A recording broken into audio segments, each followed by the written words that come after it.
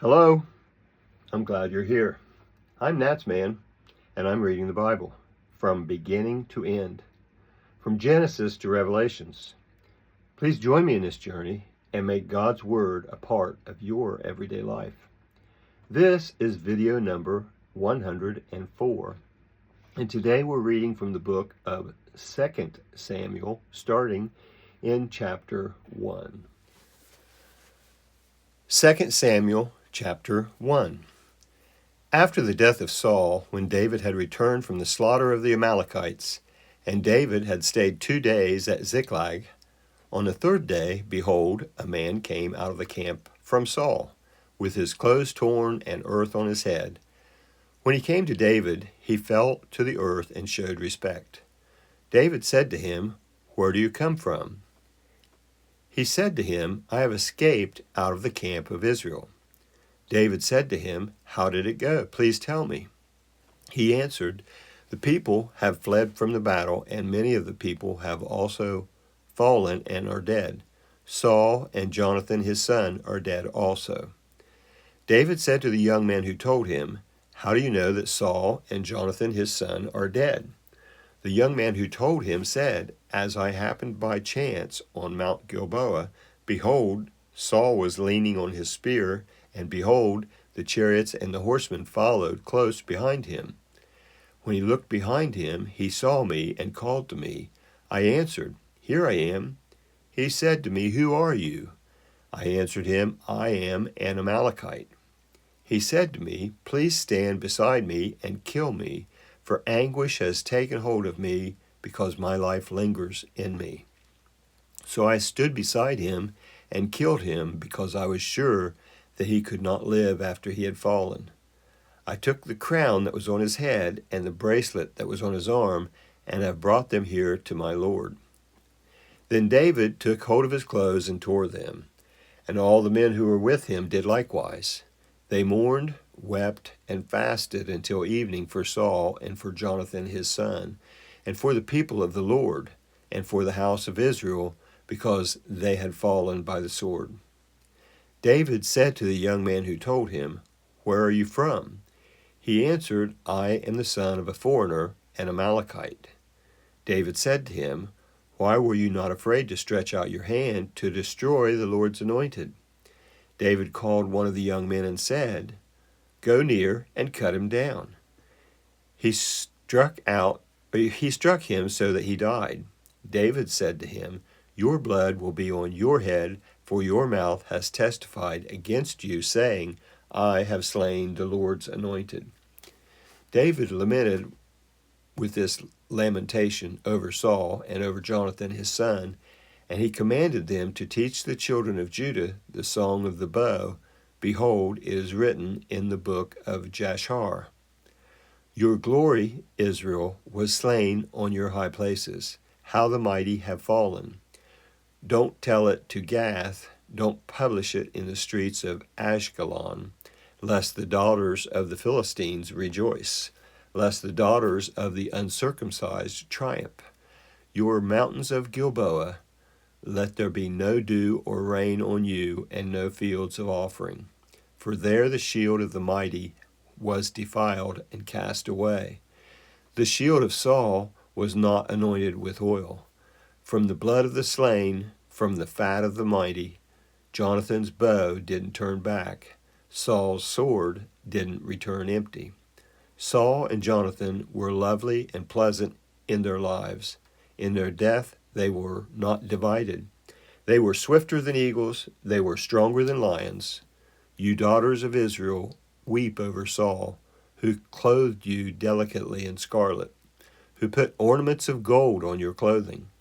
How the mighty have fallen in the middle of the battle.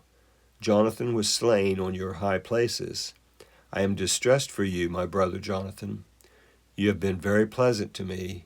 Your love to me was wonderful, surpassing the love of woman. How the mighty have fallen, and the weapons of war have perished." That is 2 Samuel 1. This is 2 Samuel 2. After this, David inquired of the Lord, saying, "Shall I go up into any of the cities of Judah?" The Lord said to him, "Go up. David said, "Where shall I go up?" He said, "To Hebron." So David went up there with his 2 wives, Ahinoam and the Jezreelitess, and Abigail, the wife of Nabal the Carmelite. David brought up his men who were with him, every man with his household. They lived in the cities of Hebron. The men of Judah came, and there they anointed David king over the house of Judah. They told David the men of Jabesh Gilead were those who buried Saul. David sent messengers to the men of Jabesh Gilead and said to them, "Blessed are you by the Lord, that you have shown this kindness to your Lord, even to Saul, and have buried him. Now may the Lord show loving kindness and truth to you.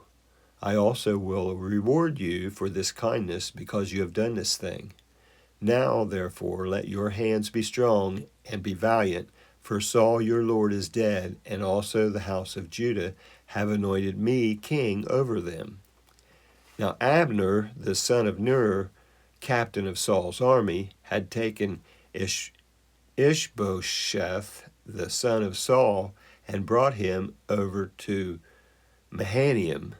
They made him king over Gilead, over the Asherites, over Jezreel, over Ephraim, over Benjamin, and over all Israel. Ishbosheth, Saul's son, was 40 years old when he began to reign over Israel, and he reigned 2 years. But the house of Judah followed David. The time that David was king in Hebron over the house of Judah was 7 years and 6 months. Abner, the son of Ner, the servants of Ishbosheth, and son of Saul, went out from Mahanaim to Gibeon.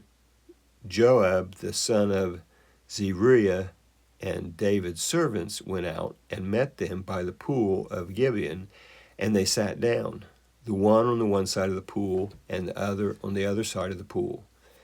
Abner said to Joab, "Please let the young men arise and compete before us." Joab said, "Let them arise." When they arose and went over by number, 12 for Benjamin, and for Ishbosheth the son of Saul, and 12 of David's servants, they each caught his opponent by the head and thrust his sword in his fellow's side, so they fell down together. Therefore that place in Gibeon was called Helkath Hazarim. The battle was very severe that day, and Abner was beaten, and the men of Israel before David's servants. The 3 sons of Zeruiah were there, Joab, Abishai, and Asahel. Asahel was as light of foot as a wild gazelle. Asahel pursued Abner. He didn't turn to the right hand or to the left from following Abner. Then Abner looked behind him and said, "Is that you, Asahel?" He answered, "It is." Abner said to him, "Turn away to your right hand or to your left, and grab one of the young men and take his armor." But Asahel would not turn away from following him. Abner said again to Asahel, "Turn away from following me. Why should I strike you to the ground? How then could I look Joab your brother in the face?" However, he refused to turn away.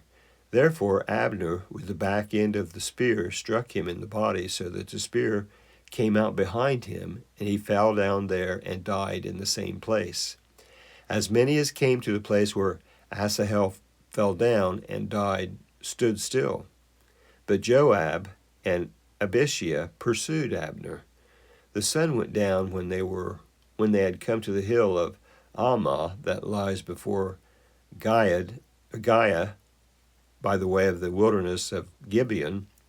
The children of Benjamin gathered themselves together after Abner and became one band and stood on the top of the hill. Then Abner called to Joab and said, "Shall the sword devour forever? Don't you know that it will be bitterness in the latter end? How long will it be then before you ask the people to return from following their brothers?" Joab said, As God lives, If you had not spoken, surely then in the morning the people would have gone away, and not each followed his brother. So Joab blew the trumpet, and all the people stood still and pursued Israel no more. They fought no more. Abner and his men went all that night through the Arabah, and they passed over the Jordan and went through all Bithron and came to Mahanaim. Joab returned from following Abner, and when he had gathered all the people together, 19 men of David's and Asahel were missing. But David's servants had struck Benjamin Abner's men so that 360 men died. They took up Asahel and buried him in the tomb of his father, which was in Bethlehem. Joab and his men went all night, and the day broke on them at Hebron. That is the end of 2 Samuel 2 and the end of this video. That was the book of 2 Samuel, chapters 1 and 2, on video number 104. I'd like to thank you for joining me in this project, in this endeavor to read the entire Bible. I hope you enjoyed listening to it as much as I enjoyed reading it. Please feel free to comment if you'd like, and also please subscribe and give this a thumbs up if you enjoyed it. If this is your first visit to NatsMan Reads the Bible, I leave a link in the description to the intro video that explains what we're working to accomplish here. I hope you come back for the next video, and until then, thank you. I hope you have a blessed day. I'm NatsMan, and I'm out.